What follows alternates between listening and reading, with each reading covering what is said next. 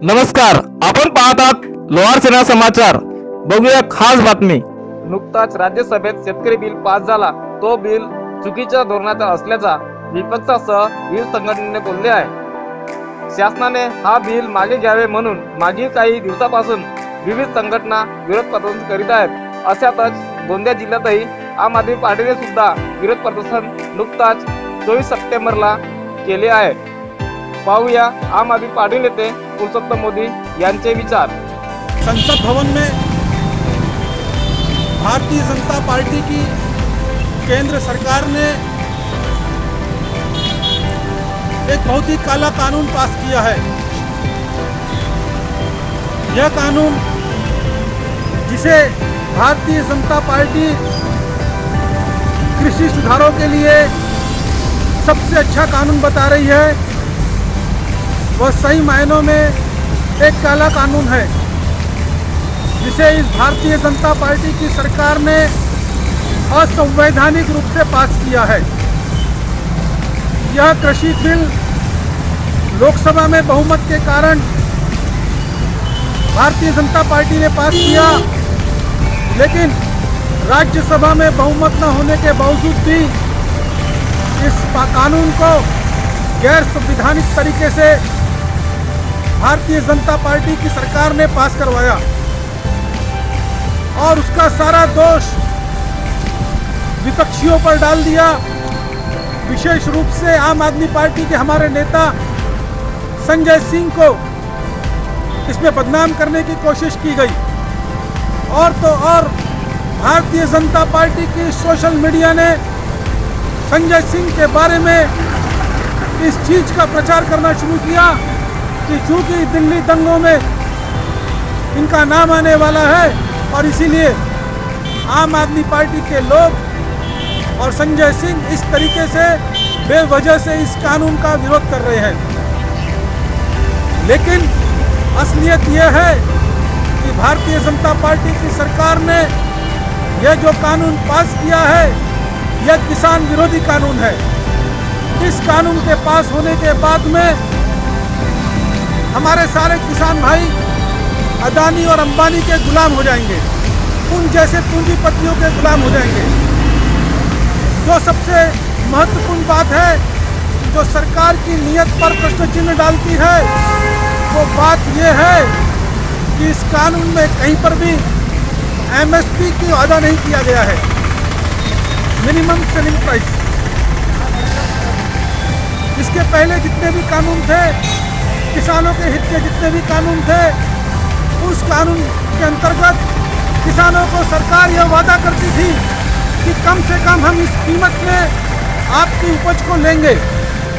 लेकिन इस कानून में ऐसा कोई प्रावधान नहीं है, और ऐसा कोई प्रावधान नहीं होने की वजह से किसान मजबूर होगा अपनी सारी उपज को औने पौने दामों में बेचने के लिए इन उद्योगपतियों को, जो कि नरेंद्र मोदी और भारतीय जनता पार्टी के डोनर्स है। और यही इस कानून को काला कानून बनाता है।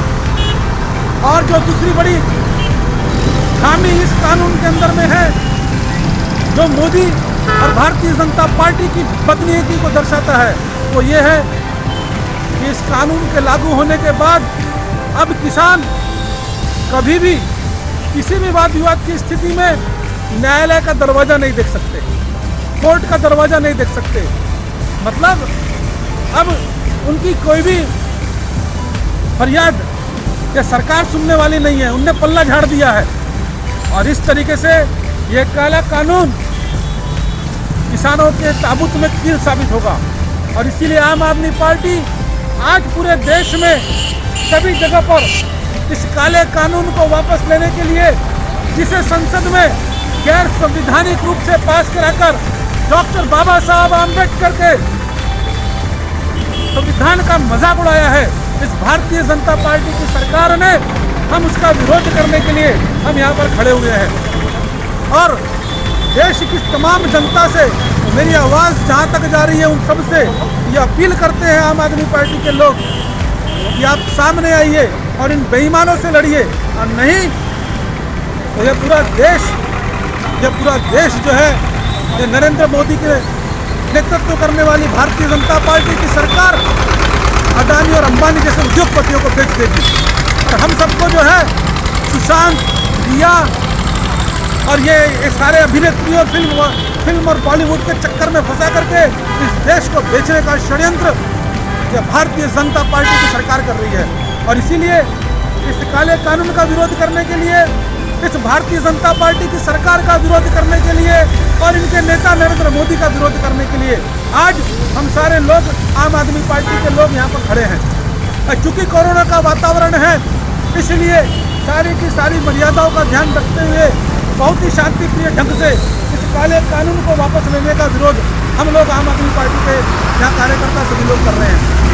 मैं गोंदिया की जनता से भी और सभी किसान भाइयों से भी ये अपील करना चाहूँगा कि डॉक्टर बाबा साहब आम्बेडकर ने जो अधिकार हमें दिया है और इस अधिकारों का उपयोग करके हम लोगों ने जो है भारतीय जनता पार्टी को वोट दिया कि सबका साथ सबका विकास होगा, लेकिन ये नरेंद्र मोदी की सरकार जो है वो सबका साथ और सबका सत्यानाश कर रही है। और इसीलिए ये बात कहने के लिए हम आपके बीच में आए हैं कि जब संसद में वोट ही डलवाना है, जब वोट के आधार पर सत्ता चुननी ही नहीं है, तो क्यों ये 890 करोड़ रुपए में एक नए संसद भवन का निर्माण कर रहे हैं। कि एक तरफ जब कोरोना के अंदर में, इस देश के अंदर में हॉस्पिटल बनाने के लिए और दवाइयों के लिए और मास्क के लिए, वेंटिलेटर्स के लिए, ऑक्सीजन सिलेंडर्स के लिए पैसा नहीं है सरकार के पास में, ये ऐसा बता रहे हैं। तो ये पीएम केयर की जब बात करते हैं हम लोग, तो इस फंड का ये लोग क्या कर रहे हैं, वो उसको क्या संसद में यूज कर रहे हैं क्या ये लोग। और जहाँ पर रियल में जो इस देश का अन्नदाता किसान है, जो मजदूर है, इन्होंने वादा किए थे कि 2022 तक जो है हम लोग किसानों की आय दुगना कर देंगे, आय। लेकिन इन्होंने किसानों की आय को दुगना नहीं किया, किसानों की हाय को दुगना कर दिया। आज सारे देश में किसान जो है वो हाय हाय कर रहा है। और इसीलिए हम आम आदमी पार्टी के लोग यहाँ पर खड़े हैं, कार्यकर्ता यहाँ खड़े हैं, किसानों के साथ खड़े हैं।